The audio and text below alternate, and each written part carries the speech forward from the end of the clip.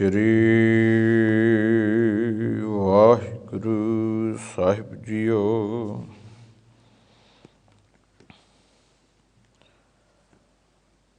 एक ओंकार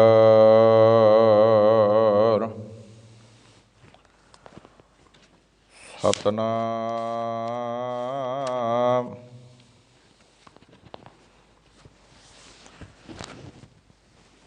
करता पुरख निरभव निर्वैर अकाल मूरत अजूनी सैभं गुर प्रसाद।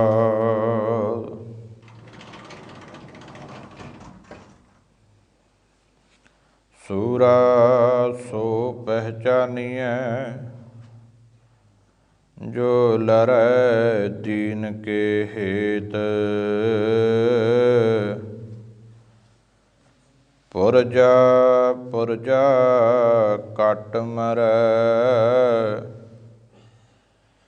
कबहू न छाड़ै खेत।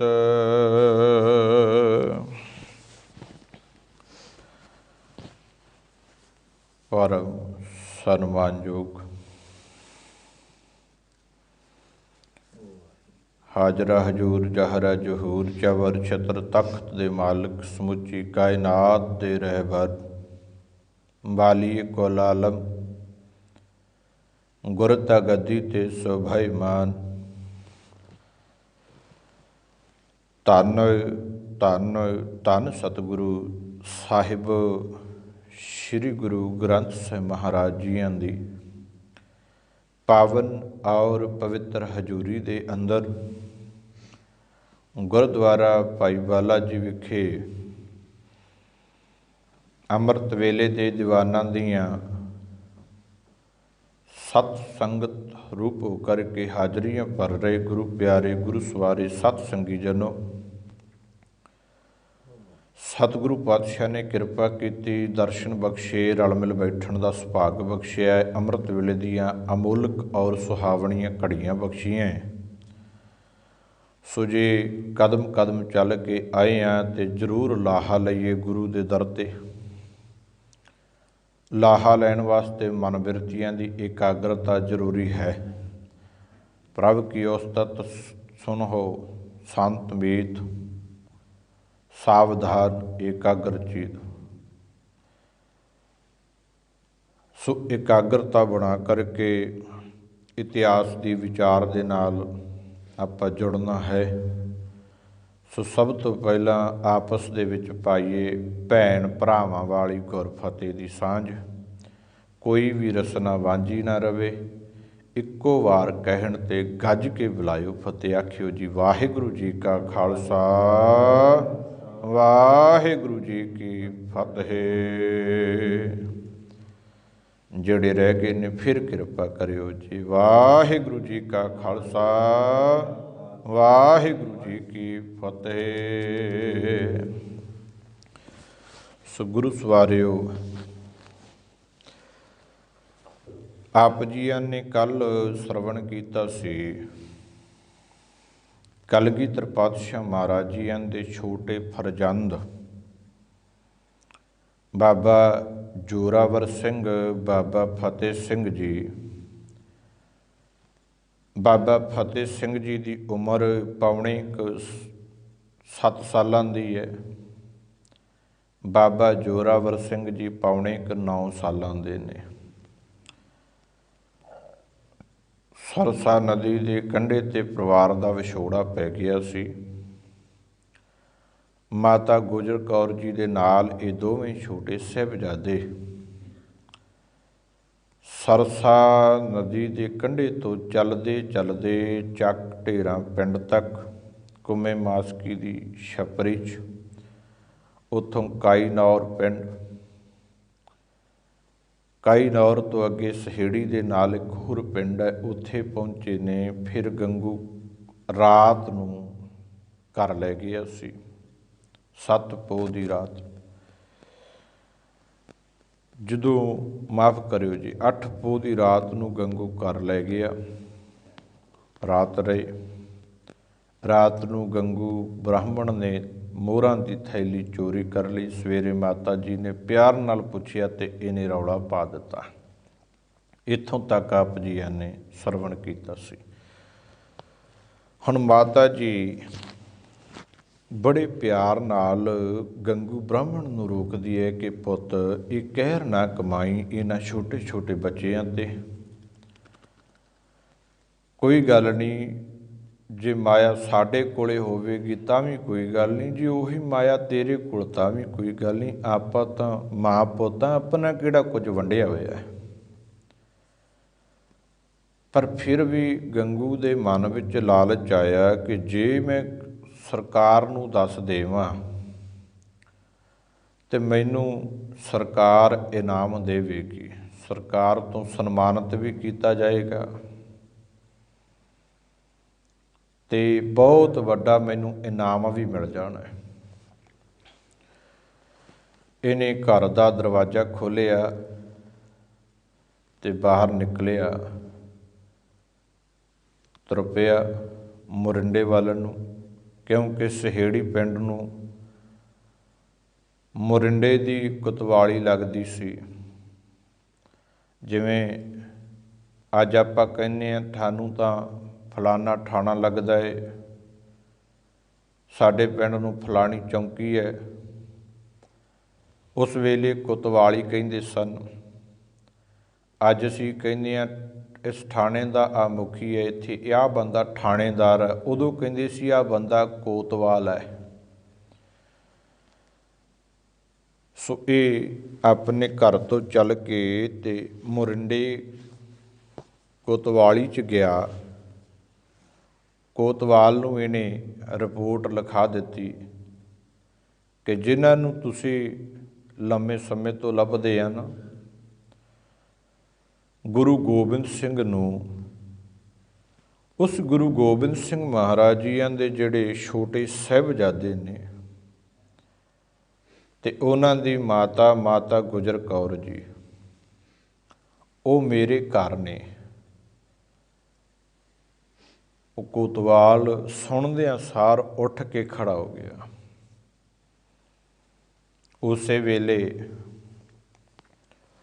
ਉਹਨੇ 2 ਦਰੋਗੇ, ਜਿਨ੍ਹਾਂ ਦਾ ਇਤਿਹਾਸ ਨੇ ਨਾਂ ਲਿਖਿਆ, ਇੱਕ ਦਾ ਨਾਂ ਜਾਨੀ ਖਾਂ ਹੈ, ਦੂਸਰੇ ਦਾ ਨਾਂ ਮਾਨੀ ਖਾਂ ਹੈ।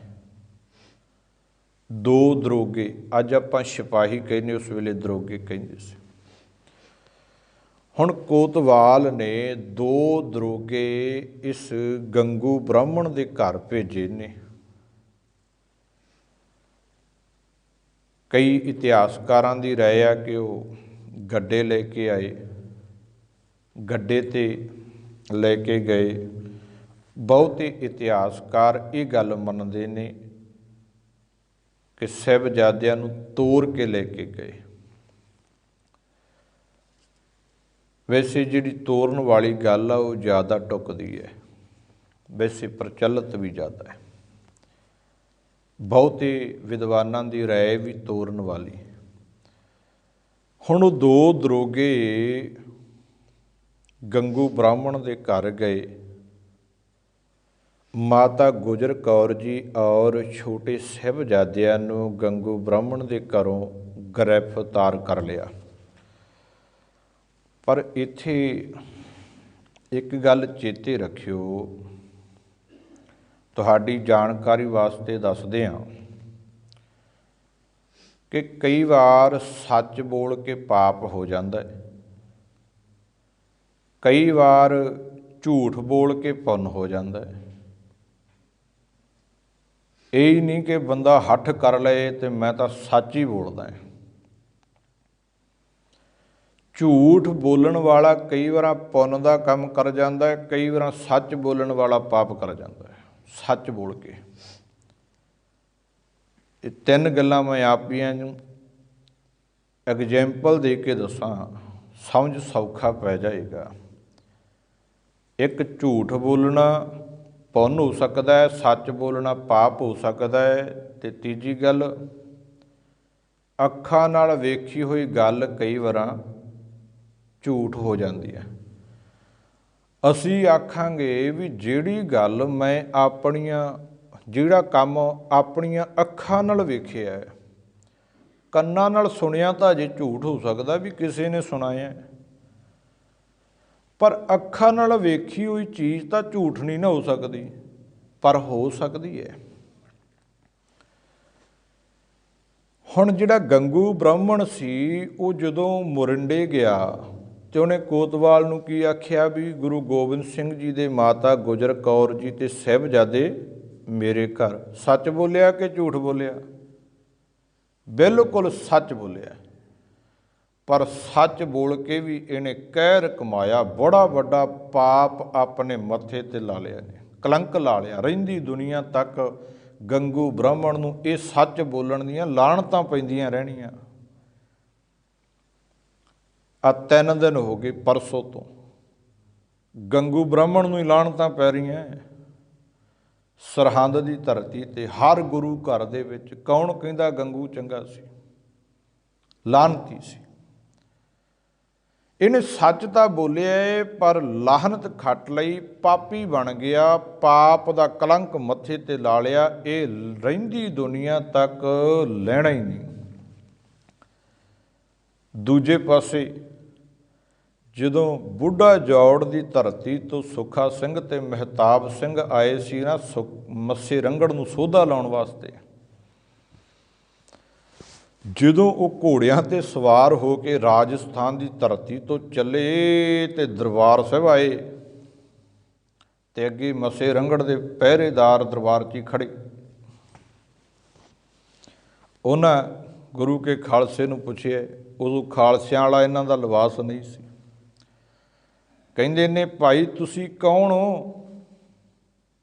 ਕਹਿੰਦੇ ਅਸੀਂ ਪੱਟੀ ਦੇ ਨੰਬਰਦਾਰ। ਭਲਿਓ ਪੱਟੀ ਦੇ ਨੰਬਰਦਾਰ ਸੀ ਨਾ, ਝੂਠ ਬੋਲਿਆ।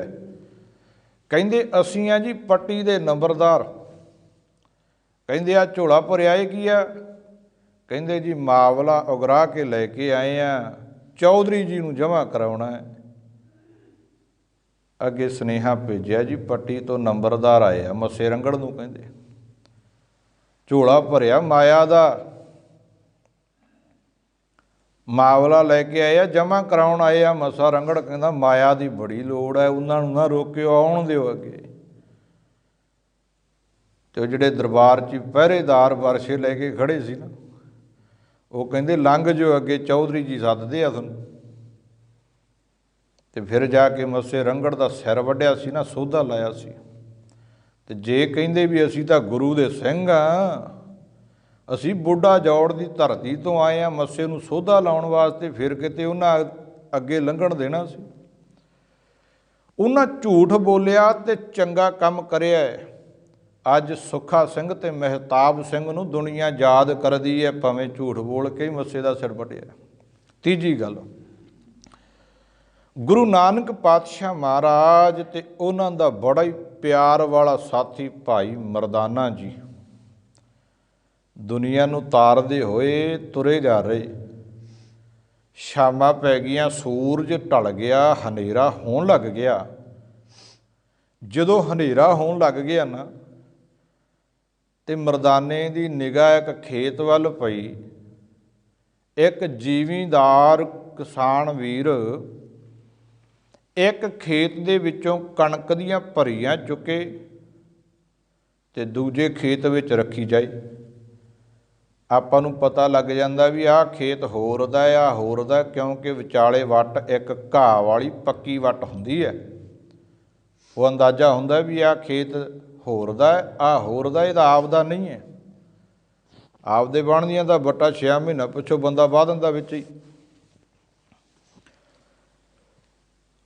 ਮਰਦਾਨਾ ਗੁਰੂ ਨਾਨਕ ਪਾਤਸ਼ਾਹ ਮਹਾਰਾਜ ਨੂੰ ਕਹਿੰਦਾ, ਮਹਾਰਾਜ ਚੋਰਾਂ ਦੇ ਵੀ ਵਾਰੇ ਵਾਰੇ ਜਾਈਏ। ਮਹਾਰਾਜ ਕਹਿੰਦੇ ਮਰਦਾਨਿਆਂ ਕੀ ਹੋ ਗਿਆ? ਮਰਦਾਨਾ ਕਹਿੰਦਾ ਹਜੇ ਰਾਤ ਹੋਈ ਨਹੀਂ, ਸੂਰਜ ਹੀ ਢਲਿਆ, रात अजे शुरू होनी है तो महाराज वो वेखो चोर लग्या होया, उधरों किसी के खेत चों कणक दियां भरियां चुक चुक अपने खेत च रखी जाता है। महाराज कहते मरदानिया कई बार अखां नाल वेखी गल सच नहीं हुंदी। महाराज क्यों? पता लगता है विचाले वट पक्की है, किसी के खेत चों चकदा है आपदे खेत च रखी जाता है। महाराज कहते मरदानिया तैनूं मैं दसां शायद यकीन ना होवे, तैनूं उत्थे ही लै चले गए। गुरु नानक पातशाह महाराज भाई मरदाने नूं नाल लैके उस जीवीदार कोल चले गए जिहड़ा भरियां चक चक एक खेत तो दूजे खेत च रखदा सी। महाराज कहते की करदा भलिया? वो कहंदा फकीर जी जिहड़ा मेरा भरा है उहदे धी है, धीआं ही है उहदी, मेरे पुत्त आ, मेरे धी है नहीं। तो मेरा जिहड़ा भरा है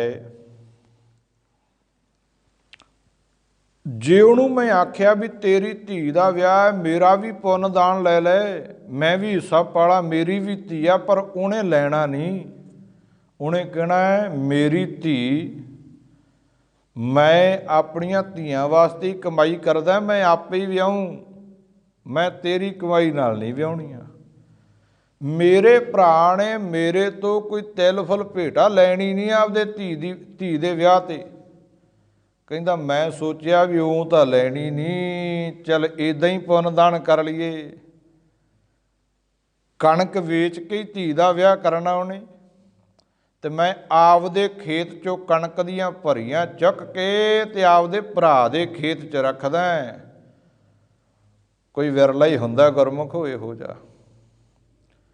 वैसे तो अगला अज भरा नूं होर किसे नूं दे देगा लख वारी, पर आपदे शरीक भरा नूं नहीं देण नूं जी करदा। माफ करिओ खेत च बाबे दी मटी बनाउणी होवे ना ते बंदा एक मरला थां छड्ड जांदा, दो मरले भी छड्ड दिंदा।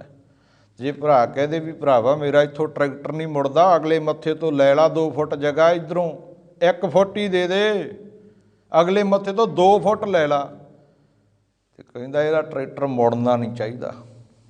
अज भरा ही करदे आ भी ट्रैक्टर इहदा मुड़ना नहीं चाहिए। ना भरावा आपां नहीं तेरे नाल वट्टा सट्टा नहीं करना, ना नहीं मुड़दा ना मुड़े। अज ऐ करदे रहो विचार। आपां गल करदे सी कि गंगू ब्राह्मण ने भावें झूठ बोलिया पाप कमाया, 2 दरोगे कोतवाल ने भेज दिते, सिपाही भेजे 2, जानी खां ते मानी खां। हुण गिरफ्तार करके लै चले, कहंदे पिछे हथ करके बंध लए, तोड़ के लेके गए। ये भी इतिहास विच लिखिया मिल जाता है कि जदों साहिबजादियां नूं तोड़ के लेके जांदे नन ते कई तां वेख के कहंदे भी किन्ने सोहणे बच्चे ने, इन्हां नूं ये सिपाही फड़ के क्यों लेके चले ने, क्यों लेके चले ने इन्हां नूं। कई तां ये गल्लां करदे जिहड़े जाणदे नहीं, पर ਜਿਹੜੇ ਸਰਕਾਰ ਤੋਂ ਡਰਦੇ ਸਨ, ਕਿਉਂਕਿ ਹੁਕਮ ਸੀ ਕਿ ਜਦੋਂ ਅਸੀਂ ਇਹਨਾਂ ਨੂੰ ਲੈ ਕੇ ਜਾਈਏ ਇਹਨਾਂ ਦੇ ਪੱਥਰ ਮਾਰੋ। ਕਹਿੰਦੇ ਕਈਆਂ ਨੇ ਪੱਥਰ ਵੀ ਮਾਰੇ। ਇੱਕ ਦੂਨਾ ਸਿੰਘ ਹੰਡੋਰੀਆ ਉਹਨੇ ਲਿਖਿਆ, ਕਹਿੰਦੇ ਨਾ ਬਾਬਾ ਫਤਿਹ ਸਿੰਘ ਦੇ ਅੱਖ ਦੀ ਸੇਲੀ ਤੇ ਇੱਕ ਪੱਥਰ ਵੱਜ ਗਿਆ ਤੇ ਖੂਨ ਨਿਕਲਦਾ ਸੀ ਤੇ ਹੱਥ ਪਿੱਛੇ ਬੰਨੇ ਹੋਏ ਸੀ। ਕਹਿੰਦੇ ਉਵੇਂ ਬਾਬਾ ਫਤਿਹ ਸਿੰਘ ਤੁਰੇ ਗਏ। ਇੱਦਾਂ ਫਿਰ ਸਾਹਿਬਜ਼ਾਦਿਆਂ ਨੂੰ ਤੇ ਮਾਤਾ ਗੁਜਰ ਕੌਰ ਜੀ ਨੂੰ ਕਹਿੰਦੇ ਮੋਰਿੰਡੇ ਲੈ ਗਏ। ਜਦੋਂ ਮੋਰਿੰਡੇ ਲੈ ਕੇ ਗਏ ਨਾ, ਫਿਰ ਇਹਨਾਂ ਨੂੰ ਕਹਿੰਦੇ ਉਹ ਦਿਨ ਸੀ ਜਿਹੜਾ ਉਹ 9 ਪੋਹ ਦਾ ਦਿਨ ਸੀ। 8 ਪੋਹ ਦੀ ਰਾਤ ਨੂੰ ਆਏ ਸੀ ਨਾ, 9 ਪੋਹ ਨੂੰ ਮੋਰਿੰਡੇ ਲੈ ਕੇ ਗਏ। ਹੁਣ ਕੋਤਵਾਲ ਨੂੰ ਪੁੱਛਦੇ ਨੇ, ਕਹਿੰਦੇ ਜੀ ਲੈ ਆਂਦੇ ਗੁਰੂ ਗੋਬਿੰਦ ਸਿੰਘ ਦੇ ਮਾਤਾ ਤੇ ਸਾਹਿਬਜ਼ਾਦੇ ਤੇ ਇਹਨਾਂ ਨੂੰ ਕਿੱਥੇ ਰੱਖੀਏ, ਕਿਹੜੇ ਕਮਰੇ 'ਚ ਬਿਠਾਈਏ। ਤੇ ਕੋਤਵਾਲ ਪਤਾ ਕੀ ਕਹਿੰਦਾ, ਕਹਿੰਦਾ ਮੇਰੇ ਕਿਹੜਾ ਮਾਸੀ ਦੇ ਮੁੰਡੇ ਆਏ, ਇਹਨਾਂ ਨੂੰ ਕਾਲ ਕੋਠੜੀ 'ਚ ਦਿਓ। ਮਾਤਾ ਜੀ ਨੂੰ ਤੇ ਸਾਹਿਬਜ਼ਾਦਿਆਂ ਨੂੰ ਨਿੱਕੀ ਜੀ ਕੋਠੜੀ 'ਚ ਬੰਦ ਕਰ ਦਿੱਤਾ, ਕੱਪੜਾ ਕੋਈ ਨਹੀਂ ਦਿੱਤਾ, ਠੰਡੀ ਫਰਸ਼। ਪ੍ਰਸ਼ਾਦਾ ਛਕਣ ਵਾਸਤੇ ਕਿਹਾ ਸੀ ਪਰ ਛਕਿਆ ਨਹੀਂ ਸੀ। 9 ਪੋਹ ਦੀ ਜਿਹੜੀ ਰਾਤ ਸੀ ਉਹ ਮਰਿੰਡੇ ਕਾਲ ਕੋਠੜੀ ਦੇ ਵਿੱਚ ਲੰਘਾਈ, ਕੋਈ ਕੱਪੜਾ ਨਹੀਂ, ਠੰਡ ਸਾਰੀ ਰਾਤ ਉਸੇ ਤਰ੍ਹਾਂ ਹੀ ਕਾਲ ਕੋਠੜੀ 'ਚ ਜ਼ਮੀਨ ਦੇ ਉੱਪਰ ਹੀ ਕੱਟ ਲਈ। ਜਦੋਂ 10 ਪੋਹ ਦਾ ਦਿਨ ਚੜ੍ਹਿਆ ਨਾ, ਫਿਰ ਸਾਹਿਬਜ਼ਾਦਿਆਂ ਨੂੰ ਕਹਿੰਦੇ ਮੋਰਿੰਡੇ ਤੋਂ ਸਰਹੰਦ ਲੈ ਕੇ ਗਏ। ਜਦੋਂ ਸਰਹੰਦ ਨੇੜੇ ਆਇਆ ਨਾ, ਕਹਿੰਦੇ ਉੱਚੀਆਂ ਉੱਚੀਆਂ ਅਟਾਰੀਆਂ ਦਿਸਦੀਆਂ ਸੀ ਤੇ ਬਾਬਾ ਫਤਿਹ ਸਿੰਘ ਕਹਿੰਦੇ ਨੇ, ਮਾਤਾ ਉਹ ਆਪਣਾ ਆਨੰਦਪੁਰ ਆ ਗਿਆ। ਮਹਾਰਾਜ ਕਹਿੰਦੇ ਵਾਹਿਗੁਰੂ। ਮਾਤਾ ਗੁਜਰ ਕੌਰ ਜੀ ਕਹਿੰਦੇ, ਪੁੱਤ ਇਹ ਆਨੰਦਪੁਰ ਸਾਹਿਬ ਦੀਆਂ ਉੱਚੀਆਂ ਅਟਾਰੀਆਂ ਨਹੀਂ ਜਿਹੜੀਆਂ ਉਹ ਦੂਰ ਨਜ਼ਰ ਆਉਂਦੀਆਂ, ਇਹ ਤਾਂ ਸਰਹੰਦ ਦੀਆਂ ਅਟਾਰੀਆਂ ਨੇ ਉੱਚੀਆਂ ਉੱਚੀਆਂ। ਜਦੋਂ ਹੁਣ ਸਰਹੰਦ ਲੈ ਕੇ ਗਏ ਤੇ ਇੰਨੇ ਨੂੰ ਇੱਧਰੋਂ 9 ਪੋਹ ਜਿਹੜਾ ਸੀ ਉਹ ਮਰਿੰਡੇ 10 ਪੋਹ ਨੂੰ ਲੈ ਕੇ ਆਏ ਤੇ ਉਧਰੋਂ ਵਜ਼ੀਰ ਖਾਂ ਇਹ ਹਾਰ ਖਾ ਕੇ ਚਮਕੌਰ ਦੀ ਗੜੀ ਤੋਂ ਆਇਆ ਸੀ, ਫੌਜ ਲੈ ਕੇ ਗਿਆ ਸੀ ਨਾ ਚਮਕੌਰ ਦੀ ਗੜੀ 'ਚ। ਇਹ ਵੀ ਚਮਕੌਰ ਦੀ ਗੜੀ 'ਚ ਇਹਦੀ ਵੀ ਫੌਜ ਦਾ ਹਿੱਸਾ ਸੀ। ਇਹ ਹੁਣ ਹਾਰ ਖਾ ਕੇ ਆਇਆ ਸੀ ਤੇ ਨਿੰਮੋ ਝੂਣਾ ਜਿਹਾ ਹੋਇਆ ਬੈਠਾ। ਜਿਹੜੇ ਬੰਦੇ ਦੀ ਏਡੀ ਵੱਡੀ ਹਾਰ ਹੋਵੇ ਉਹਦੇ ਮੂੰਹ 'ਤੇ ਮੁਸਕਰਾਹਟ ਨਹੀਂ, ਉਦਾਸੀ ਹੁੰਦੀ ਹੈ। ਇਹਨੂੰ ਹੁਣ ਸਿਪਾਹੀ ਜਾ ਕੇ ਦੱਸਦੇ ਆ, ਕਹਿਣ ਲੱਗੇ ਜੀ ਤੁਹਾਨੂੰ ਇੱਕ ਖੁਸ਼ਖਬਰੀ ਦੇਣੀ ਆ। ਇਹ ਗਰਜ ਕੇ ਕਹਿੰਦਾ ਮੈਨੂੰ ਕਿਹੜੀ ਖੁਸ਼ਖਬਰੀ ਦੇਣੀ, ਉੱਥੋਂ ਮੈਂ ਹਾਰ ਖਾ ਕੇ ਆਇਆ। ਇੰਨੀ ਫੌਜ 10 ਲੱਖ ਫੌਜ ਦੇ ਵਿੱਚੋਂ ਗੁਰੂ ਗੋਬਿੰਦ ਸਿੰਘ ਤਾੜੀ ਮਾਰ ਕੇ ਨਿਕਲ ਗਿਆ, ਹੁਣ ਤੁਸੀਂ ਮੈਨੂੰ ਕਿਹੜੀ ਖੁਸ਼ਖਬਰੀ ਦੇਣੀ ਹੈ। ਕਹਿੰਦੇ ਜੀ ਜਿਹੜੇ ਗੁਰੂ ਨੂੰ ਫੜਨ ਵਾਸਤੇ 8 ਮਹੀਨੇ ਆਨੰਦਪੁਰ ਸਾਹਿਬ ਨੂੰ ਘੇਰਾ ਪਾਈ ਰੱਖਿਆ, ਜਿਹੜੇ ਗੁਰੂ ਨੂੰ ਫੜਨ ਵਾਸਤੇ ਚਮਕੌਰ ਦੀ ਗੜੀ ਤੇ 10 ਲੱਖ ਫੌਜ ਚੜ੍ਹਾਈ, ਕਹਿੰਦੇ ਉਸ ਗੁਰੂ ਦੇ ਮਾਤਾ ਗੁਜਰ ਕੌਰ ਤੇ ਛੋਟੇ ਸਾਹਿਬਜ਼ਾਦੇ ਅੱਜ ਗ੍ਰਿਫਤਾਰ ਕਰਕੇ ਲਿਆਂਦੇ ਆ। ਵਜੀਦਾ ਖੁਸ਼ ਹੋ ਗਿਆ, ਕਹਿੰਦਾ ਵੀ ਗੁਰੂ ਗੋਬਿੰਦ ਸਿੰਘ ਨੂੰ ਤਾਂ ਫੜਿਆ ਨਹੀਂ ਗਿਆ, ਹੁਣ ਪੁੱਤਰਾਂ ਦਾ ਮੋਹ ਤਾਂ ਅੰਦਰ ਜਾਗੂ ਨਾ, ਮਾਂ ਦਾ ਮੋਹ ਤਾਂ ਜਾਗੂ, ਹੁਣ ਪੁੱਤਰਾਂ ਨੂੰ ਮਿਲਣ ਤਾਂ ਆਊ, ਹੁਣ ਫੜ ਕੇ ਨਹੀਂ ਲਿਆਉਣਾ ਪੈਣਾ। ਕਹਿੰਦਾ ਗੁਰੂ ਗੋਬਿੰਦ ਸਿੰਘ ਹੁਣ ਆਪ ਚੱਲ ਕੇ ਸਰਹੰਦ ਆਵੇਗਾ, ਹੁਣ ਮੇਰੇ ਕੋਲ ਆਪ ਗੁਰੂ ਗੋਬਿੰਦ ਸਿੰਘ ਚੱਲ ਕੇ ਆਏਗਾ। ਜਦੋਂ ਅੰਦਰ ਮੋਹ ਜਾਗਿਆ, ਮੋਹ ਨੇ ਗੁਰੂ ਗੋਬਿੰਦ ਸਿੰਘ ਨੂੰ ਆਪ ਖਿੱਚ ਕੇ ਲੈ ਆਉਣਾ ਹੈ ਤੇ ਗੁਰੂ ਗੋਬਿੰਦ ਸਿੰਘ ਹੁਣ ਮੇਰੇ ਅੱਗੇ ਝੁਕਣ ਨੂੰ ਮਜਬੂਰ ਹੋਵੇਗਾ। ਫਿਰ ਕਹਿੰਦੇ ਪਹਿਲਾਂ ਲਿਆ ਕੇ ਮਾਤਾ ਗੁਜਰ ਕੌਰ ਤੇ ਸਾਹਿਬਜ਼ਾਦਿਆਂ ਨੂੰ ਇੱਕ ਪਿੱਪਲ ਦੇ ਨਾਲ ਬੰਨ੍ਹ ਦਿੱਤਾ। ਫਿਰ ਪੁੱਛਦੇ ਨੇ ਸਿਪਾਹੀ ਜਾ ਕੇ ਜੀ ਕੀ ਕਰੀਏ ਸਾਹਿਬਜ਼ਾਦਿਆਂ ਦਾ, ਮਾਤਾ ਗੁਜਰ ਕੌਰ ਜੀ ਦਾ। ਕਹਿੰਦਾ ਇਹਨਾਂ ਨੂੰ ਠੰਡੇ ਬੁਰਜ 'ਚ ਬੰਦ ਕਰੋ। ਠੰਡਾ ਬੁਰਜ ਉਹ ਹੈ ਜਿਹੜਾ ਇਹਨਾਂ ਨੇ ਆਪਦੇ ਵਾਸਤੇ ਬਣਾਇਆ ਹੈ। ਹੇਠੋਂ ਦੀ ਨਦੀ ਲੰਘਦੀ ਹੈ, ਜਦੋਂ ਜੇਠ ਤੇ ਹਾੜ ਦਾ ਮਹੀਨਾ ਹੁੰਦਾ ਨਾ, ਅੱਤ ਦੀ ਗਰਮੀ, ਉਦੋਂ ਵਜੀਦਾ ਉੱਤੇ ਬਹਿੰਦਾ ਉਸ ਬੁਰਜ ਤੇ ਜਿਹੜੀ ਹਵਾ ਉਹ ਨਦੀ ਦੇ ਪਾਣੀ ਨੂੰ ਟੱਚ ਕਰਕੇ ਲੰਘਦੀ ਹੈ ਤੇ ਬੜੀ ਠੰਡੀ ਠੰਡੀ ਹਵਾ ਆਉਂਦੀ। ਜੇਠ ਹਾੜ ਦੇ ਮਹੀਨੇ 'ਚ ਵੀ ਉਹ ਬੁਰਜ ਠੰਡਾ ਹੁੰਦਾ, ਪਰ ਉਸ ਬੁਰਜ 'ਤੇ ਪੋਹ ਮਹੀਨੇ 'ਚ माता गुजर कौर ते साहिबजादिਆਂ ਨੂੰ कैद ਕੀਤਾ ਗਿਆ। ਕਹਿੰਦਾ ਇਹਨਾਂ ਨੂੰ ਠੰਡੇ ਬੁਰਜ ਦੇ ਵਿੱਚ कैद कर ਦਿਓ। ਜਦੋਂ ਹੁਣ ਠੰਡੇ ਬੁਰਜ 'ਚ कैद कर ਦਿੱਤਾ ਤੇ ਕੋਈ ਗਰਮ ਕੱਪੜਾ ਨਹੀਂ ਕੋਲ, ਕੋਈ ਕੱਪੜਾ ਨਹੀਂ। ਅੰਦਾਜ਼ਾ ਲਾ ਕੇ ਦੇਖਿਓ ਤੇ ਠੰਡ ਤਾਂ ਵੈਸੇ ਹੀ ਬਹੁਤ ਹੁੰਦੀ ਹੈ, ਤੇ ਉਸ ਵੇਲੇ ਕਿੰਨੀ ਠੰਡੀ ਹਵਾ ਚੱਲਦੀ ਹੋਏਗੀ। ਉੱਪਰ ਫਰਸ਼ ਵੀ ਠੰਡਾ ਹੈ, ਥੱਲੋਂ ਦੀ ਨਦੀ ਵਗਦੀ ਹੈ ਠੰਡੇ ਪਾਣੀ ਦੀ। ਪਰ ਸਾਡੀ ਬਦਕਿਸਮਤੀ ਗੁਰਮੁਖੋ, ਅੱਜ ਉਹ ਜਿਹੜਾ ਬੁਰਜ ਸੀ ਨਾ, ਉਹ ਢਾਹ ਕੇ ਅਗਲਿਆਂ ਨੇ ਨਵਾਂ ਬਣਾਤਾ, ਹੋਰ ਤਰ੍ਹਾਂ ਦਾ ਬਣਾਤਾ। ਜਿਹੜੀ ਦੀਵਾਰ ਦੇ ਵਿੱਚ ਸਾਹਿਬਜ਼ਾਦੇ ਸ਼ਹੀਦ ਕੀਤੇ ਸੀ, ਅੱਜ ਉਹ ਦੀਵਾਰ ਨਹੀਂ ਰਹੀ, ਢਾਤੀ ਅਗਲਿਆਂ ਨੇ ਬਈ। ਚਾਹੀਦਾ ਇਹ ਸੀ ਵੀ ਉਸੇ ਨੂੰ ਸੰਭਾਲ ਕੇ ਰੱਖਣਾ, ਕੋਈ ਸੀਸਾ ਲਾ ਦਿੰਦੇ, ਸੰਗਤ ਦਰਸ਼ਨ ਕਰਦੀ, ਪਰ ਸੋਹਣਾ ਬਣਾਉਣ ਦੇ ਚੱਕਰ 'ਚ ਢਾਹ ਦਿੱਤੇ। ਪਰ ਉਹੀ ਸੋਹਣੇ ਸੀ, ਉਹੀ ਯਾਦਾਂ ਸੀ ਅਸਲ। ਅੱਜ ਬੁਰਜ ਹੋਰ ਤਰ੍ਹਾਂ ਦਾ ਬਣਾ ਦਿੱਤਾ ਗਿਆ। ਫਿਰ ਮਾਤਾ ਗੁਜਰ ਕੌਰ ਜੀ ਤੇ ਸਾਹਿਬਜ਼ਾਦੇ ਉਸ ਠੰਡੇ ਬੁਰਜ ਦੇ ਵਿੱਚ ਕੈਦ ਕੀਤੇ, ਤੇ ਥੋੜ੍ਹੇ ਜਿਹੇ ਕੱਪੜੇ ਜਿਹੜੇ ਤਨ 'ਤੇ ਪਾਏ ਹੋਏ ਨੇ ਉਹ ਹੀ ਕੋਲ ਨੇ, ਪਰ ਇੱਕ ਪੋਟਲੀ ਕਹਿੰਦੇ ਕੱਪੜਿਆਂ ਦੀ ਹੋਰ ਕੋਲ ਹੈ। ਉਸ ਰਾਤ ਸਾਹਿਬਜ਼ਾਦਿਆਂ ਨੂੰ ਤੇ ਮਾਤਾ ਗੁਜਰ ਕੌਰ ਜੀ ਨੂੰ ਕਹਿੰਦੇ ਖਾਣ ਨੂੰ ਕੁਝ ਵੀ ਨਾ ਦਿੱਤਾ। 10 ਪੋਹ ਦੀ ਰਾਤ ਨੂੰ ਕਹਿੰਦੇ ਉੱਥੇ ਇੱਕ ਫਿਰ ਬਾਬਾ ਮੋਤੀ ਰਾਮ ਜੀ ਮਹਿਰਾ, ਉਹ ਉੱਥੇ ਸਰਹੰਦ ਨੌਕਰੀ ਕਰਦਾ ਵਜੀਦੇ ਕੋਲੇ। ਬਾਬਾ ਮੋਤੀ ਰਾਮ ਮਹਿਰਾ, ਉਹਨੂੰ ਪਤਾ ਲੱਗਿਆ ਕਿ ਗੁਰੂ ਗੋਬਿੰਦ ਸਿੰਘ ਮਹਾਰਾਜ ਜੀਆਂ ਦੇ ਸਾਹਿਬਜ਼ਾਦੇ ਤੇ ਮਾਤਾ ਗੁਜਰ ਕੌਰ ਕੈਦ ਕੀਤੇ। ਉਹ ਪਹਿਲੇ ਦਿਨ ਕੁਝ ਨਾ ਕਰ ਸਕਿਆ। 11 ਪੋਹ ਨੂੰ ਉਹਨੂੰ ਪਤਾ ਲੱਗਿਆ।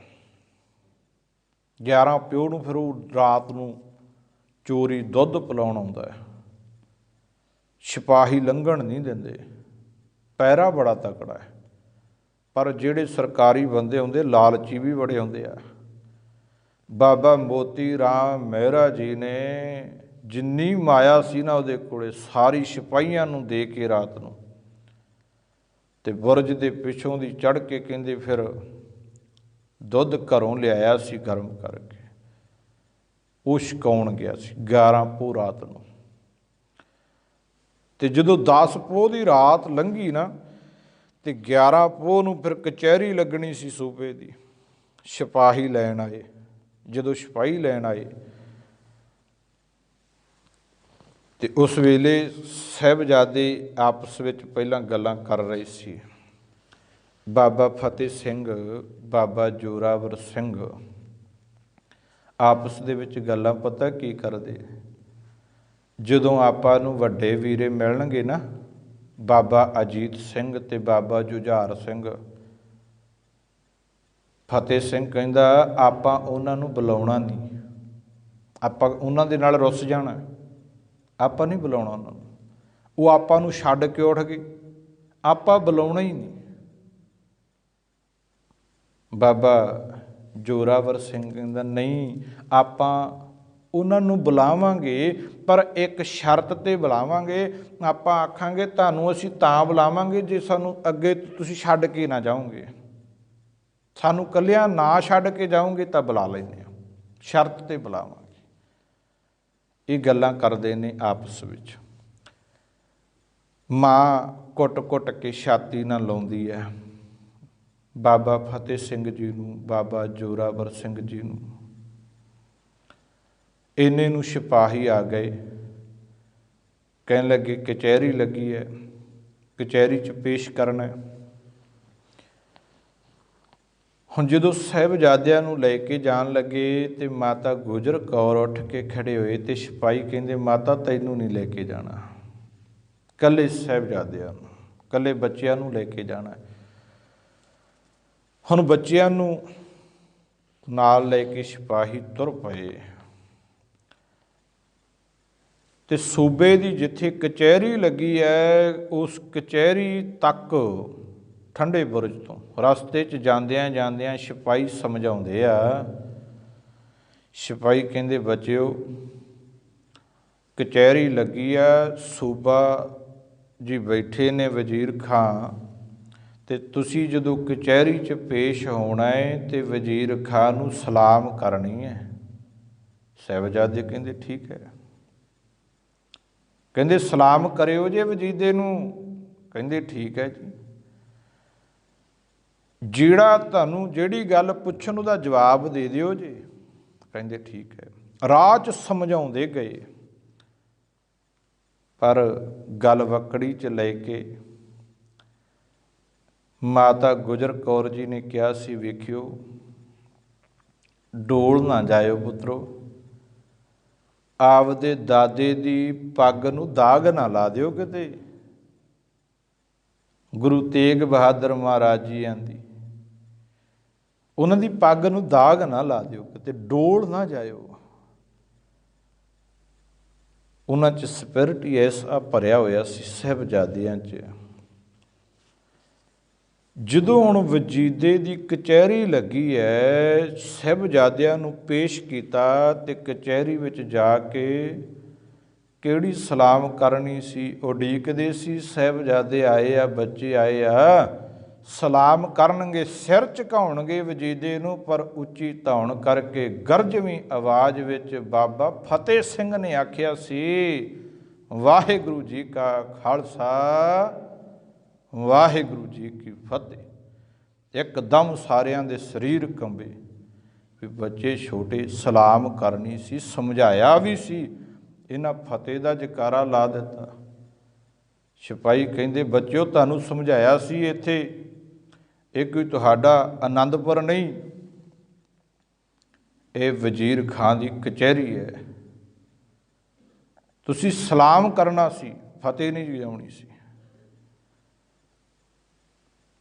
ਕਹਿੰਦੇ ਅਸੀਂ ਗੁਰੂ ਗੋਬਿੰਦ ਸਿੰਘ ਮਹਾਰਾਜ ਜੀਆਂ ਦੇ ਪੁੱਤਰ ਹਾਂ, ਗੁਰੂ ਤੇਗ ਬਹਾਦਰ ਮਹਾਰਾਜ ਜੀਆਂ ਦੇ ਪੋਤਰੇ ਆ। ਸਾਡੇ ਬਾਪੂ ਨੇ, ਸਾਡੇ ਦਾਦੇ ਨੇ, ਪਿਤਾ ਨੇ ਸਾਨੂੰ ਕਿਸੇ ਦੇ ਅੱਗੇ ਸਿਰ ਝੁਕਾਉਣਾ ਕਦੇ ਸਿਖਾਇਆ ਹੀ ਨਹੀਂ। ਤੇ ਸਿੱਖੋ ਮਾਫ ਕਰਿਓ ਅੱਜ ਸਾਡਾ ਹਾਲ, ਅਸੀਂ ਤਾਂ ਥਾਂ ਥਾਂ ਝੁਕਾਉਂਦੇ ਫਿਰਦੇ ਹਾਂ, ਅਸੀਂ ਛੱਡਦੇ ਹਾਂ ਕਿਸੇ ਨੂੰ। ਕਹਿੰਦੇ ਇੱਕ ਸਿਹਰਾ ਤੇ ਇਹ ਗੁਰੂ ਦੀ ਇਮਾਨਤ ਆ, ਇਹ ਕੇਵਲ ਗੁਰੂ ਅੱਗੇ ਹੀ ਝੁਕਦਾ ਹੈ, ਕਿਸੇ ਹੋਰ ਅੱਗੇ ਝੁਕਦਾ ਹੀ ਨਹੀਂ। ਜਿਹੜਾ ਸਿਰ ਸੱਚੀ ਹੀ ਗੁਰੂ ਅੱਗੇ ਝੁਕ ਜਾਵੇ ਨਾ, ਉਹ ਸਿਰ ਫਿਰ ਕਦੇ ਵੀ ਕਿਸੇ ਹੋਰ ਅੱਗੇ ਨਹੀਂ ਝੁਕੇਗਾ। ਤੇ ਜਿਹੜਾ ਬੰਦਾ ਗੁਰੂ ਦੇ ਅੱਗੇ ਮੱਥਾ ਹੀ ਟੇਕਦਾ, ਇਕੱਲਾ ਸਿਜਦਾ ਕਰਦਾ ਹੀ ਨਹੀਂ, ਸਿਰ ਝੁਕਾਉਂਦਾ ਹੀ ਨਹੀਂ ਸੱਚੇ ਦਿਲੋਂ, ਸਿਦਕ ਕਰ ਸਿਜਦਾ ਮਹਾਰਾਜ ਨੇ ਲਿਖਿਆ। ਜਿਹੜਾ ਸੱਚੇ ਦਿਲੋਂ ਇਹ ਨਹੀਂ ਕਹਿੰਦਾ ਮਹਾਰਾਜ ਆ ਇੱਕ ਸਿਹਰਾ ਤੇਰੀ ਇਮਾਨਤ ਅੱਜ ਤੇਰੇ ਅੱਗੇ ਝੁਕਾ ਦਿੱਤਾ ਤੇ ਇਹ ਕਿਸੇ ਹੋਰ ਦੇ ਅੱਗੇ ਹੁਣ ਨਹੀਂ ਝੁਕੇਗਾ, ਉਹ ਫਿਰ ਕਿਸੇ ਅੱਗੇ ਨਹੀਂ ਝੁਕਾਉਂਦਾ। ਮਹਾਰਾਜ ਦੇ ਸਾਹਿਬਜ਼ਾਦੇ ਕਹਿੰਦੇ ਇਹ ਸਿਰ ਗੁਰੂ ਦੀ ਇਮਾਨਤ ਆ, ਇਹ ਗੁਰੂ ਅੱਗੇ ਹੀ ਝੁਕਦਾ ਹੈ, ਕਿਸੇ ਹੋਰ ਦੇ ਅੱਗੇ ਨਹੀਂ ਝੁਕਦਾ। ਕਿਵੇਂ ਝੁਕਾ ਦਈਏ ਬਈ, ਨਾ ਸੂਬੇ ਦੀ ਅਕਲ ਹੈ, ਨਾ ਇਹਦੀ ਕੋਈ ਸ਼ਕਲ ਹੈ, ਕਚਹਿਰੀ 'ਚ ਖੜ ਕੇ ਗੱਲ ਕਹੀਏ, ਨਾ ਇਹਦੀ ਅਕਲ ਤੇ ਨਾ ਇਹਦੀ ਸ਼ਕਲ, ਇਹਨੂੰ ਅਸੀਂ ਸੀਸ ਕਿਵੇਂ ਝੁਕਾ ਦਈਏ। ਸਾਰੇ ਬੜੇ ਹੈਰਾਨ ਹੋ ਕੇ ਵੇਖਣ ਲੱਗੇ। ਸਾਹਿਬਜ਼ਾਦਿਆਂ ਨੂੰ ਬਹੁਤ ਪਹਿਲਾਂ ਪਿਆਰ ਕੀਤਾ ਗਿਆ। ਬੱਚਿਓ ਇਸਲਾਮ ਕਬੂਲ ਕਰ ਲਓ, ਮੰਨ ਜਾਓ, ਜਾਨਾਂ ਬਚ ਜਾਣਗੀਆਂ, ਵੱਡੇ ਵੱਡੇ ਮਹਿਲ ਦੇ ਦਿਆਂਗੇ, ਬੇਗਮਾਂ ਦੇ ਡੋਲੇ ਮਿਲ ਜਾਣਗੇ, ਹਰੇਕ ਸੁੱਖ ਸਹੂਲਤ ਮਿਲ ਜਾਏਗੀ। ਜਦੋਂ ਇਹਨਾਂ ਨੇ ਹਰੇਕ ਸੁੱਖ ਸਹੂਲਤ ਦੀ ਗੱਲ ਕੀਤੀ, ਵੱਡੇ ਵੱਡੇ ਮਹਿਲਾਂ ਦੀ ਗੱਲ ਕੀਤੀ, ਤੇ ਉਦੋਂ ਬਾਬਾ ਜ਼ੋਰਾਵਰ ਸਿੰਘ ਕਹਿੰਦੇ ਕਹਿੰਦੇ ਸੂਬਿਆ ਕਿਹੜੇ ਮਹਿਲਾਂ ਦੀ ਗੱਲ ਕਰਦਾ ਹੈ? ਜਿਹੜੇ ਸਾਡੇ ਬਾਪੂ ਦੇ ਮਹਿਲ ਨੇ ਆਨੰਦਪੁਰ ਸਾਹਿਬ ਜਾ ਕੇ ਤਾਂ ਵੇਖੀ, ਤਖਤ ਸ੍ਰੀ ਕੇਸਗੜ੍ਹ ਸਾਹਿਬ ਵਿਚਾਲੇ ਆ ਤੇ ਪਾਸੇ ਪਾਸੇ 5 ਕਿਲੇ ਨੇ ਬੜੇ ਉੱਚੇ ਉੱਚੇ। ਕਿਹੜੇ ਮਹਿਲਾਂ ਦੀ ਗੱਲ ਕਰਦਾ ਹੈ? ਕਿਹੜੀਆਂ ਸੁੱਖ ਸਹੂਲਤਾਂ ਦੀ ਗੱਲ ਕਰਦਾ ਹੈ? ਸਾਡੇ ਬਾਪੂ ਕੋਲੇ ਕਿਤੇ ਸੁੱਖ ਸਹੂਲਤਾਂ ਥੋੜੀਆਂ ਨੇ। ਜਿਹੜੀ ਮਾਇਆ ਨੂੰ ਤੁਸੀਂ ਸਾਂਭ ਰੱਖਦੇ ਆ, ਮੇਰਾ ਬਾਪੂ ਤਾਂ ਉਹ ਸਾਰੀ ਮਾਇਆ ਨਦੀਆਂ 'ਚ ਰੋੜਨ ਵਾਲਾ ਹੈ। ਅਸੀਂ ਤਾਂ ਠੇਡਾ ਮਾਰਦੇ ਹਾਂ, ਲੱਤ ਮਾਰਦੇ ਇਸ ਮਾਇਆ ਨੂੰ। ਜਦੋਂ ਪਿਆਰ ਨਾਲ ਸਮਝਾਇਆ ਨਾ ਮੰਨੇ ਨਾ, ਕਹਿੰਦੇ ਕੋਈ ਨਹੀਂ ਕੱਲ੍ਹ ਨੂੰ ਫਿਰ ਸਖਤਾਈ ਸਹੀ, ਸ਼ਾਮ ਦਾਮ ਦੰਡ ਭੇਦ, ਇਹੀ ਤਰੀਕੇ ਹੁੰਦੇ ਨੇ ਇਹਨਾਂ ਕੋਲੇ। ਕੱਲ੍ਹ ਨੂੰ ਹੋਰ ਤਰੀਕਾ ਸਹੀ। ਕਹਿੰਦੇ ਵੀ ਹਰੇਕ ਤਰੀਕੇ ਨਾਲ ਅੱਜ ਸਮਝਾ ਕੇ ਵੇਖ ਲਿਆ, ਪਿਆਰ ਵਾਲੇ ਤਰੀਕੇ ਨਾਲ। 11 ਪੋਹ ਨੂੰ ਕਚਹਿਰੀ ਸਮਾਪਤ ਹੋਈ, ਸਾਹਿਬਜ਼ਾਦੇ ਵਾਪਸ ਚਲੇ ਗਏ। ਕਹਿੰਦੇ ਕੱਲ੍ਹ ਨੂੰ ਫਿਰ ਕਚਹਿਰੀ ਲੱਗਣੀ 12 ਪੋਹ ਨੂੰ। ਸਾਹਿਬਜ਼ਾਦੇ ਵਾਪਸ ਚਲੇ ਗਏ ਮਾਤਾ ਗੁਜਰ ਕੌਰ ਜੀ ਦੇ ਕੋਲ। ਜਦੋਂ ਗਏ ਨਾ ਤੇ ਠੰਡੇ ਬੁਰਜ ਦੀਆਂ ਪੌੜੀਆਂ, ਕਹਿੰਦੇ ਬਾਬਾ ਫਤਿਹ ਸਿੰਘ ਅੱਗੇ ਤੇ ਬਾਬਾ ਜੋਰਾਵਰ ਸਿੰਘ ਪਿੱਛੇ ਭੱਜ ਕੇ ਪੌੜੀਆਂ ਚੜ੍ਹ ਗਏ। ਤੇ ਜਦੋਂ ਪੌੜੀਆਂ ਚੜ੍ਹਨ ਦੀ ਆਵਾਜ਼ ਆਈ ਤੇ ਮਾਤਾ ਤਾਂ ਪਹਿਲਾਂ ਹੀ ਖੜੀ ਵੇਂਦੀ ਸੀ ਵੀ ਕਦੋਂ ਆਉਣਗੇ ਮੇਰੇ ਲਾਲ। ਘੁੱਟ ਕੇ ਗਲਵੱਕੜੀ 'ਚ ਲੈ ਲਿਆ ਬਾਬਾ ਫਤਿਹ ਸਿੰਘ ਜੀ ਨੂੰ। ਜਦੋਂ ਘੁੱਟ ਕੇ ਗਲਵੱਕੜੀ ਪਾ ਲਈ ਨਾ ਤੇ ਬਾਬਾ ਫਤਿਹ ਸਿੰਘ ਜੀ ਦੱਸਦੇ ਆ, ਮਾਂ ਮੈਨੂੰ ਆਹ ਪੁੱਛਿਆ ਮੈਂ ਆਹ ਜਵਾਬ ਦਿੱਤਾ, ਮੈਨੂੰ ਆਹ ਪੁੱਛਿਆ ਮੈਂ ਆਹ ਜਵਾਬ ਦਿੱਤਾ। ਦੋਵੇਂ ਸਾਹਿਬਜ਼ਾਦੇ ਬੜੇ ਚਾਅ ਨਾਲ ਜੋ ਕਚਹਿਰੀ 'ਚ ਹੋਇਆ ਸਾਰੀ ਗੱਲ ਮਾਤਾ ਗੁਜਰ ਕੌਰ ਜੀ ਨੂੰ ਦੱਸੀ। ਤੇ ਮਾਤਾ ਜੀ ਨੇ ਗਲਵੱਕੜੀ 'ਚ ਲੈ ਕੇ ਰੱਖੇ ਦੋਵੇਂ, ਆਪਣੀ ਛਾਤੀ ਦਾ ਨਿੱਘ ਦਿੰਦੇ ਰਹੇ ਮਾਤਾ। ਹੁਣ ਰਾਤ ਨੂੰ ਫਿਰ ਜਦੋਂ ਬਾਬਾ ਮੋਤੀ ਰਾਮ ਮਹਿਰਾ ਆਇਆ ਦੁੱਧ ਪਿਆਉਣ, ਮਾਤਾ ਜੀ ਕਹਿੰਦੀ ਮਾਤਾ ਨੇ ਆਖਿਆ ਵੀ ਸਿਪਾਹੀ ਆ ਕੋਈ? ਕਹਿੰਦੀ ਅਸੀਂ ਇਹਨਾਂ ਦਾ ਦੁੱਧ ਨਹੀਂ ਛਕਣਾ, ਇੱਥੋਂ ਦਾ ਅਸੀਂ ਕੁਝ ਛਕਣਾ ਨਹੀਂ ਹੈ। ਇਹ ਕਿਹੜਾ ਵੀ ਆਪਣੇ ਧਰਮ ਦੀ ਕਿਰਤ ਕਮਾਈ ਦਾ, ਲੋਕਾਂ ਦੇ ਖੂਨ ਦਾ ਹੀ ਹੈ, ਲੋਕਾਂ ਦਾ ਖੂਨ ਹੀ ਇਕੱਠਾ ਕੀਤਾ। ਅਸੀਂ ਇੱਥੋਂ ਦਾ ਕੁਝ ਛਕਣਾ ਨਹੀਂ। ਉਸ ਵੇਲੇ ਬਾਬਾ ਮੋਤੀ ਰਾਮ ਮਹਿਰਾ ਜੀ ਨੇ ਆਖਿਆ, ਨਹੀਂ ਮਾਤਾ ਜੀ ਮੈਂ ਤਾਂ ਸ਼ਰਧਾ ਭਾਵਨਾ ਨਾਲ ਆਇਆ, ਇਹ ਦੁੱਧ ਇੱਥੋਂ ਦਾ ਨਹੀਂ, ਮੈਂ ਆਪਣੇ ਘਰੋਂ ਲੈ ਕੇ ਆਇਆ, ਮੈਂ ਸਿਪਾਹੀਆਂ ਨੂੰ ਲਾਲਚ ਦੇ ਕੇ ਲੰਘ ਕੇ ਆਇਆ, ਮੈਂ ਨੌਕਰੀ ਜ਼ਰੂਰ ਇੱਥੇ ਕਰਦਾ ਪਰ ਇਹ ਦੁੱਧ ਇੱਥੋਂ ਦਾ ਨਹੀਂ ਹੈ, ਮੈਂ ਘਰੋਂ ਲੈ ਕੇ ਆਇਆ ਗਰਮ ਕਰਕੇ। ਆਪ ਵੀ ਛਕੋ ਤੇ ਬੱਚਿਆਂ ਨੂੰ ਵੀ ਛਕਾਓ, ਥੋੜ੍ਹਾ ਨਿੱਘ ਮਿਲ ਜਾਏ, ਥੋੜ੍ਹਾ ਤਰਵਾਸ ਮਿਲ ਜਾਏ। ਫਿਰ ਮਾਤਾ ਜੀ ਨੇ ਦੁੱਧ ਛਕਿਆ, ਨਾਲੇ ਬੱਚਿਆਂ ਨੂੰ ਛਕਾਇਆ। ਫਿਰ ਬਾਬਾ ਮੋਤੀ ਰਾਮ ਮਹਿਰਾ ਜੀ ਚਲੇ ਗਏ।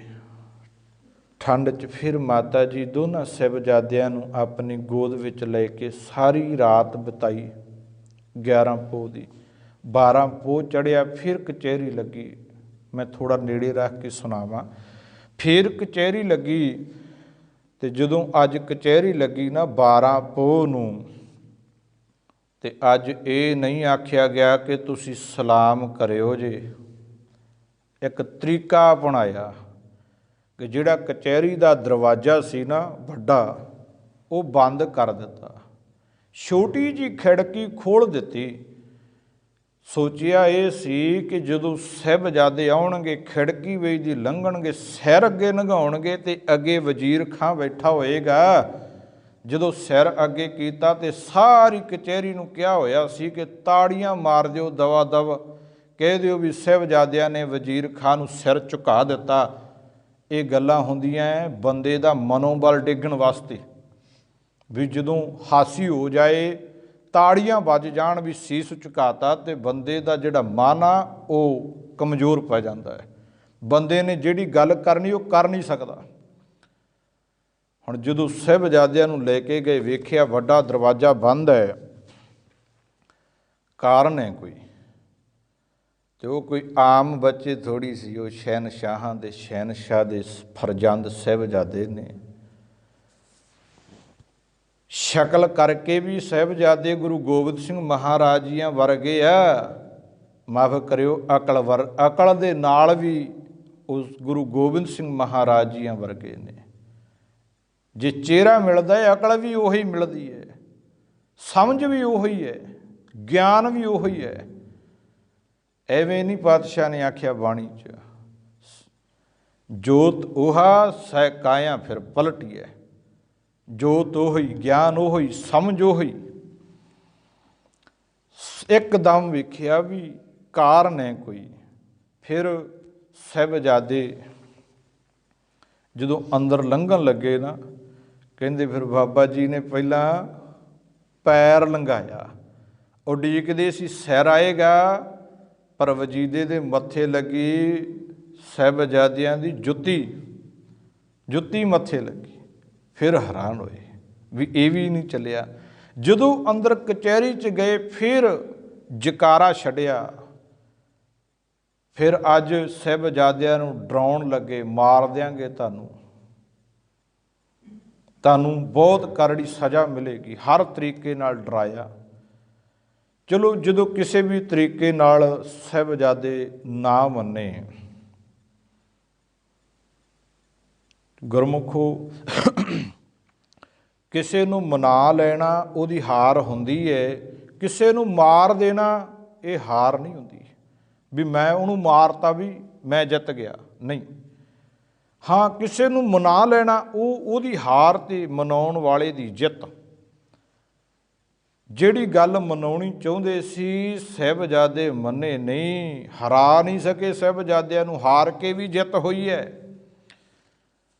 ਜਦੋਂ ਹਰ ਤਰੀਕੇ ਨਾਲ ਪੁੱਛਿਆ ਗਿਆ, ਡਰਾਇਆ ਧਮਕਾਇਆ ਗਿਆ ਨਾ, ਕਹਿੰਦੇ ਸੁੱਚਾ ਆਨੰਦ ਉਹਦਾ ਨਾਂ ਹੈ, ਆਪਾਂ ਉਹਨੂੰ ਝੂਠਾ ਆਨੰਦ ਹੀ ਕਹੀਏ। ਉਹ ਝੂਠਾ ਆਨੰਦ ਕਹਿੰਦਾ ਹੈ ਵੀ ਜੇ ਤੁਹਾਨੂੰ ਛੱਡ ਦਈਏ ਫਿਰ ਤੁਸੀਂ ਕੀ ਕਰੋਗੇ? ਜੇ ਛੱਡ ਦਈਏ ਫਿਰ ਕੀ ਕਰੋ? ਕਹਿੰਦੇ ਫਿਰ ਅਸੀਂ ਖਾਲਸੇ ਨੂੰ ਇਕੱਠਿਆਂ ਕਰਾਂਗੇ, ਖਾਲਸੇ ਨੂੰ ਇਕੱਠਿਆਂ ਕਰਕੇ ਫਿਰ ਅਸੀਂ ਜ਼ੁਲਮ ਦੇ ਵਿਰੁੱਧ ਫਿਰ ਲੜਾਂਗੇ। ਪਰ ਕਹਿੰਦੇ ਜਿਹੜਾ ਵਜੀਦ ਖਾਂ ਜ਼ੁਲਮ ਕਰਦਾ ਇਹਨੂੰ ਮਾਰ ਕੇ ਸਾਹ ਲੈਣਾ ਹੈ, ਮਾਰ ਕੇ। ਜਿੰਨੀ ਵਾਰ ਸਾਨੂੰ ਛੱਡੋਗੇ ਅਸੀਂ ਇਕੱਠੇ ਹੋ ਕੇ ਆਵਾਂਗੇ। ਸੁੱਚਾ ਆਨੰਦ ਕਹਿੰਦਾ ਦੇਖ ਲਓ ਜੀ, ਇਹ ਤਾਂ ਸੱਪ ਦੇ ਬੱਚੇ ਨੇ। ਫਿਰ ਉਸ ਵੇਲੇ ਵਜ਼ੀਰ ਖਾਂ ਨੇ, ਮਰੇਲ ਕੋਟਲੇ ਦਾ ਨਵਾਬ ਉੱਥੇ ਬੈਠਾ ਹੈ ਕਚਹਿਰੀ 'ਚ, ਸ਼ੇਰ ਮੁਹੰਮਦ ਖਾਂ,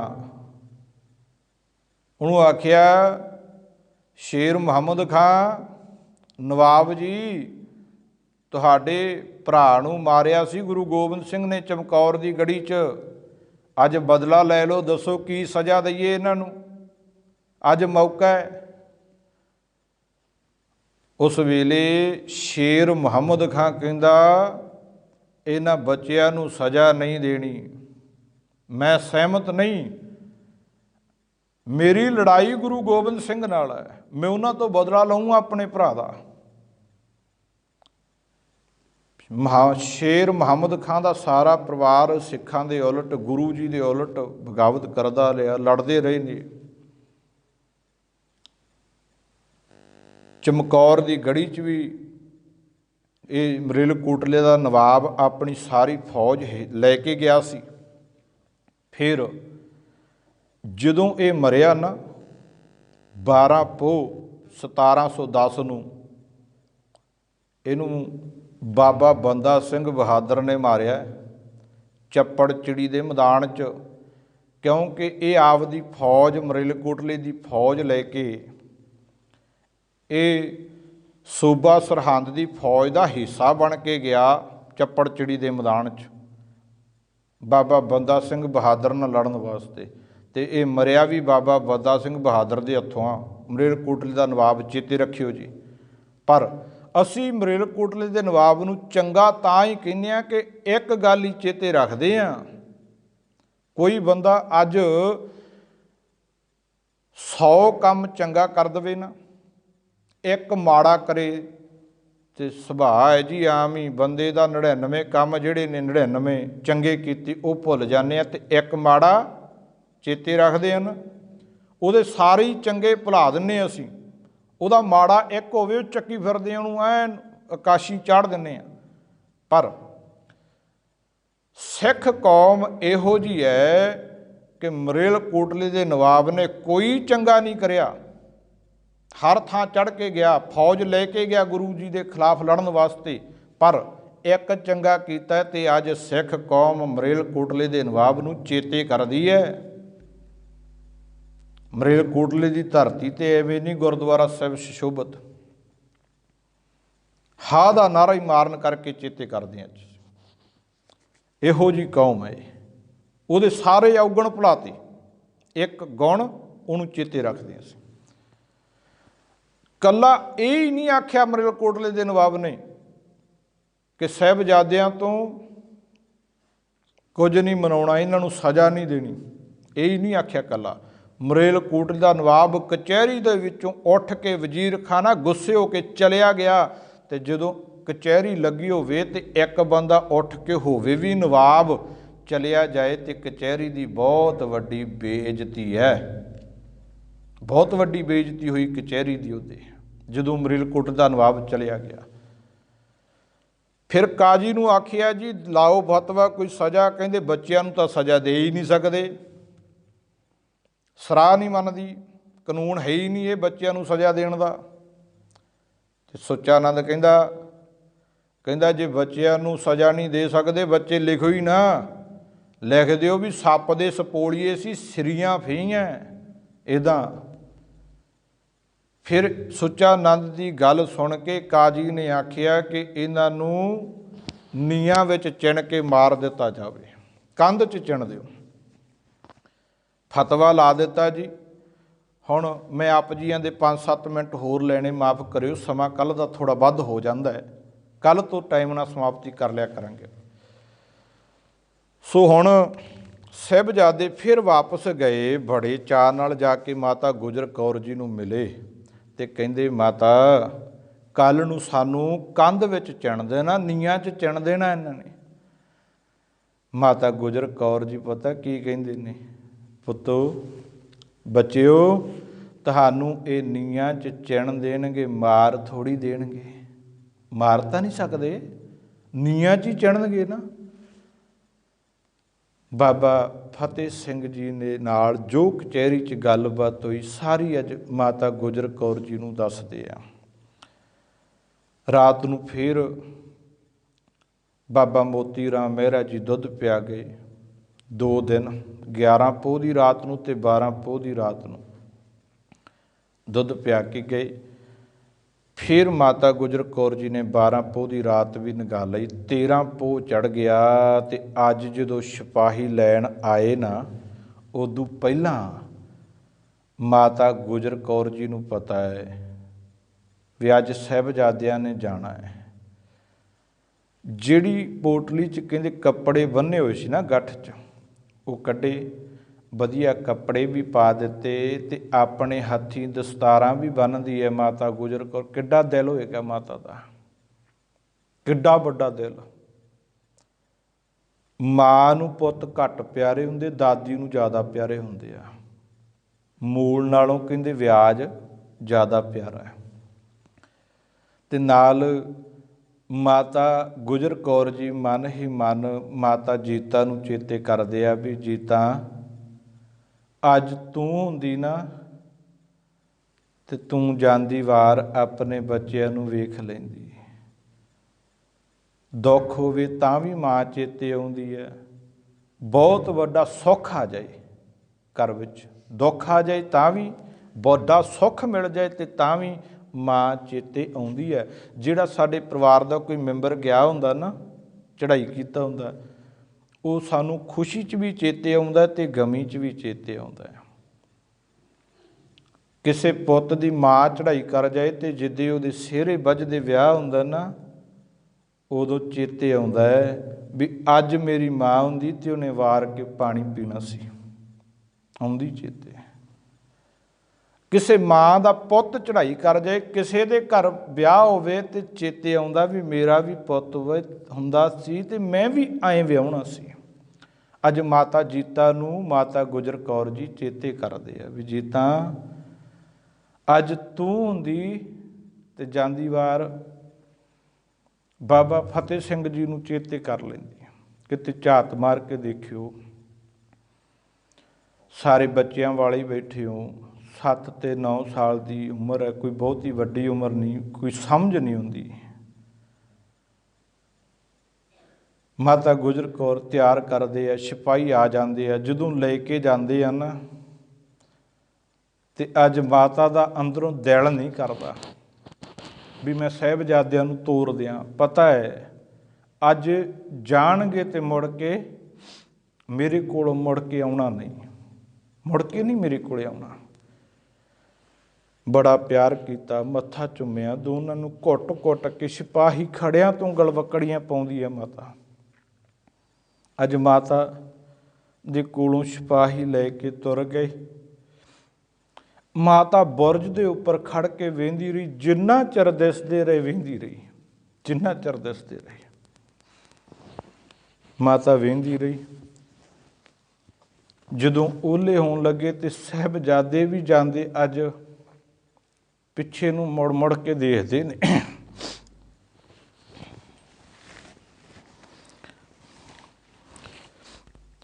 ਅੱਜ ਪਿੱਛੇ ਨੂੰ ਮੁੜ ਮੁੜ ਕੇ ਦੇਖਦੇ ਆ ਮਾਤਾ ਵੱਲ ਨੂੰ, ਦੂਰ ਤੱਕ ਦਿਸਦੇ ਰਹੇ, ਅੱਗੇ ਜਾ ਕੇ ਦਿਸਣੋਂ ਹਟ ਗਏ।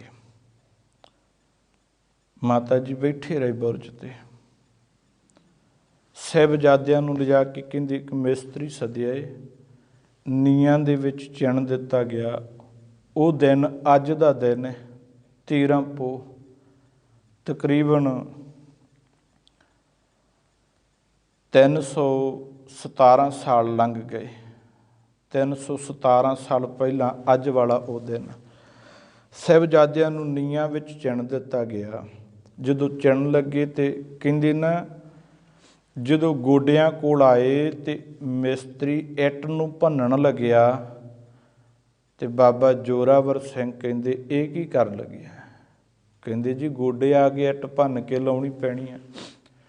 ਬਾਬਾ ਜੀ ਕਹਿੰਦੇ ਇੱਟ ਭੰਨ ਕੇ ਨਾ ਲਾਇਓ, ਇਹ ਸਿੱਖੀ ਦੀ ਨੀਂਹ ਆ, ਇਹਨੂੰ ਟੁੱਟੀ ਹੋਈ ਇੱਟ ਨਾ ਲਾਇਓ। ਜੇ ਤੁਹਾਨੂੰ ਲੱਗਦਾ ਵੀ ਗੋਡਾ ਵਿੱਚ ਚੜ੍ਹਦਾ, ਮੇਰਾ ਗੋਡਾ ਲਾ ਦਿਓ। ਕਹਿੰਦੇ ਆ ਇਤਿਹਾਸ ਦੱਸਦਾ ਹੈ, ਕਹਿੰਦੇ ਗੋਡਿਆਂ ਦੀਆਂ ਚੱਪੜੀਆਂ ਵੀ ਲਾ ਦਿੱਤੀਆਂ ਸੀ ਸਾਹਿਬਜ਼ਾਦਿਆਂ ਦੇ। ਨੀਂਹ ਵਿੱਚ ਚਿਣਦੇ ਗਏ ਤੇ ਜਦੋਂ ਨੀਂਹ ਵਿੱਚ ਚਿਣਨ ਲੱਗੇ, ਚਿਣਦੇ ਗਏ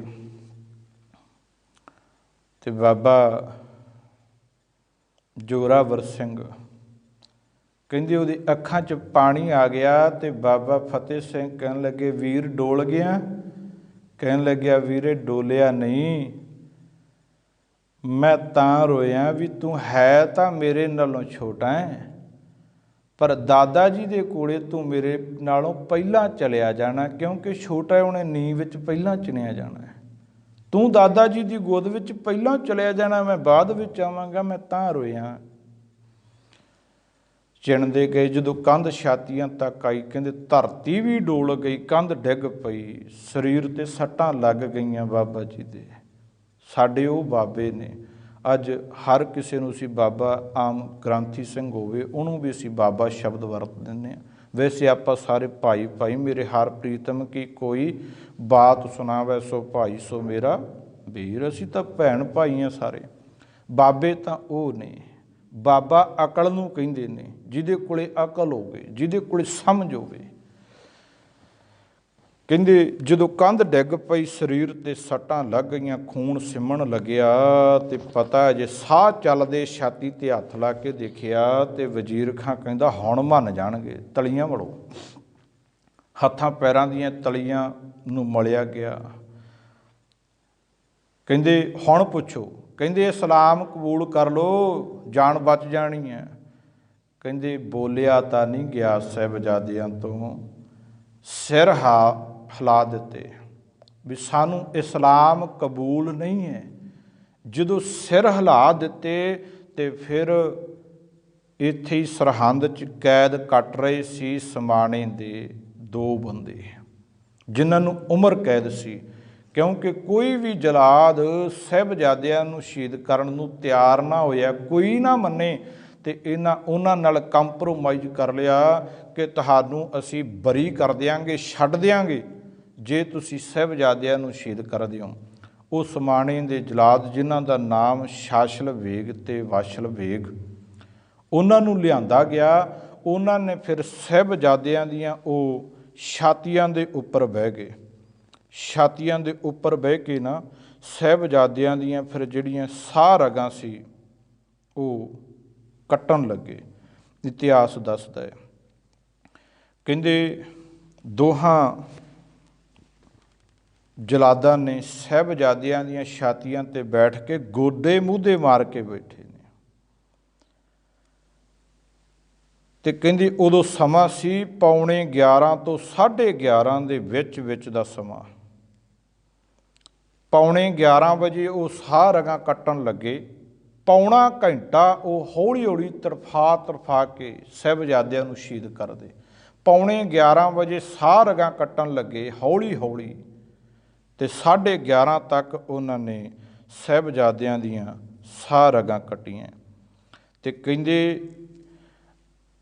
ਜਿਹੜਾ ਬੰਸਾਵਲੀ ਹੈ ਨਾ, ਇਤਿਹਾਸਕ ਗ੍ਰੰਥ ਹੈ ਬੰਸਾਵਲੀਨਾਮਾ, ਉਹਦੇ 'ਚ ਲਿਖਿਆ ਮਿਲਦਾ ਹੈ ਕਿ ਬਾਬਾ ਜ਼ੋਰਾਵਰ ਸਿੰਘ ਉਹ ਤਾਂ 2.5 ਮਿੰਟ ਵਿੱਚ ਸ਼ਹੀਦ ਹੋ ਗਏ ਸੀ।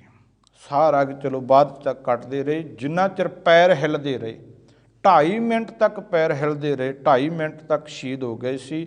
ਤੇ ਬਾਬਾ ਫਤਿਹ ਸਿੰਘ ਲਗਭਗ ਅੱਧੀ ਘੜੀ ਤੱਕ ਬਾਬਾ ਜੀ ਦੇ ਚਰਨ ਹਿੱਲਦੇ ਰਹੇ। ਅੱਧੀ ਘੜੀ 12 ਮਿੰਟਾਂ ਦੀ ਹੁੰਦੀ ਹੈ। 12 ਮਿੰਟ ਤੱਕ ਬਾਬਾ ਫਤਿਹ ਸਿੰਘ ਜੀ ਦੇ ਚਰਨ ਹਿੱਲਦੇ ਰਹੇ। ਫਿਰ ਦੋਵੇਂ ਸਾਹਿਬਜ਼ਾਦੇ ਸ਼ਹੀਦੀਆਂ ਪਾ ਗਏ।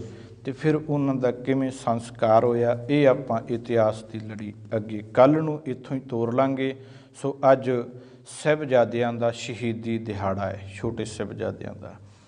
ਹਾਂ, ਰੋਡਾਂ 'ਤੇ ਵੱਡੇ ਵੱਡੇ ਲੰਗਰ ਲਾ ਕੇ ਤਾਂ ਗੱਲ ਨਹੀਂ ਬਣਦੀ ਹੁੰਦੀ, ਉਹ ਤਾਂ ਰੱਜਿਆਂ ਨੂੰ ਰਜਾਉਣ ਵਾਲੀ ਗੱਲ ਹੁੰਦੀ ਹੈ। ਅਸੀਂ ਸਾਹਿਬਜ਼ਾਦਿਆਂ ਦਾ ਸ਼ਹੀਦੀ ਦਿਹਾੜਾ ਕਿਵੇਂ ਮਨਾਉਣਾ ਹੈ? ਪਰਨ ਕਰਿਓ, ਅੱਜ ਤੋਂ ਨਿਤਨੇਮ ਸ਼ੁਰੂ ਕਰ ਲਈਏ। ਜਿਹੜੇ ਗੁਰੂ ਘਰ ਨਹੀਂ ਆਉਂਦੇ ਕੰਟੀਨਿਊ ਰੋਜ਼, ਉਹ ਗੁਰਦੁਆਰੇ ਆਉਣ ਲੱਗਣ ਵੀ ਰੋਜ਼ ਜਾਣਾ ਹੈ। ਹਾਂ, ਕੋਈ ਸਾਨੂੰ ਕੋਈ ਭੁੱਖਾ ਮਿਲ ਜਾਏ, ਕੋਈ ਗਰੀਬ ਮਿਲ ਜਾਏ, ਵੀ ਜਿਹਦੇ ਕੋਲੇ ਵਿਚਾਰੇ ਕੋਲੇ ਕੁਝ ਹੈ ਹੀ ਨਹੀਂ, ਖਾਣ ਨੂੰ ਰੋਟੀ ਨਹੀਂ, ਪਹਿਨਣ ਨੂੰ ਕੱਪੜਾ ਨਹੀਂ, ਅੱਜ ਦੇ ਦਿਨ ਉਸ ਗਰੀਬ ਦੀ ਲੋੜ ਪੂਰੀ ਕਰਿਓ ਜੀ। ਸਾਹਿਬਜ਼ਾਦਿਆਂ ਨੂੰ ਇਹੋ ਹੀ ਸੱਚੀ ਸ਼ਰਧਾਂਜਲੀ ਹੈ। ਇਸ ਗੱਲ ਦਾ ਧਿਆਨ ਦਿਓ। ਵੱਧ ਤੋਂ ਵੱਧ ਅੱਜ ਦੇ ਦਿਨ ਜਾਪ ਕਰਿਓ ਜੀ, ਜਿੰਨਾ ਸਮਾਂ ਲੱਗੇ। ਅੱਜ ਦੇ ਦਿਨ ਕੋਈ ਮੋਬਾਈਲ ਘੱਟ ਚਲਾਈਏ, ਗਾਣੇ ਘੱਟ ਸੁਣ ਲਈਏ, ਸੀਰੀਅਲ ਨਾ ਦੇਖੀਏ, ਅੱਜ ਬਾਣੀ ਪੜ੍ਹ ਲਈਏ, ਸਾਹਿਬਜ਼ਾਦਿਆਂ ਦੀ ਯਾਦ 'ਚ ਸਿਮਰਨੀ ਕਰ ਲਈਏ, ਵਾਹਿਗੁਰੂ ਵਾਹਿਗੁਰੂ ਜਪ ਲਈਏ, ਸਾਰਾ ਪਰਿਵਾਰ ਇਕੱਠਾ ਹੋ ਕੇ। ਤੇ ਇਹ ਗੱਲ ਦਾ ਜ਼ਰੂਰ ਧਿਆਨ ਰੱਖਿਓ ਜੀ। ਸਾਦਾ ਪ੍ਰਸ਼ਾਦਾ ਛਕੀਏ, ਸਾਦੇ ਕੱਪੜੇ ਪਾ ਕੇ ਰੱਖੀਏ। ਸਾਹਿਬਜ਼ਾਦਿਆਂ ਦਾ ਜੇ ਸ਼ਰਧਾ ਦੇ ਫੁੱਲ ਭੇਟ ਕਰਨੇ, ਸੱਚੀ ਸ਼ਰਧਾਂਜਲੀ ਦੇਣੀ ਹੈ, ਤੇ ਲੋੜਵੰਦ ਦੀ ਲੋੜ ਪੂਰੀ ਕਰੀਏ। ਵੱਧ ਤੋਂ ਵੱਧ ਬਾਣੀ ਪੜ੍ਹੀਏ, ਸਿਮਰਨ ਕਰੀਏ, ਮਨ ਬਣਾ ਲਈਏ ਅੰਮ੍ਰਿਤ ਧਾਰੀ ਹੋਈਏ, ਖੰਡੇ ਬਾਟੇ ਦੀ ਪੌੜ ਲਈਏ, ਫਿਰ ਲੋਕ ਸੁਖੀਏ ਪਰਲੋਕ ਸੁਹੇਲੇ।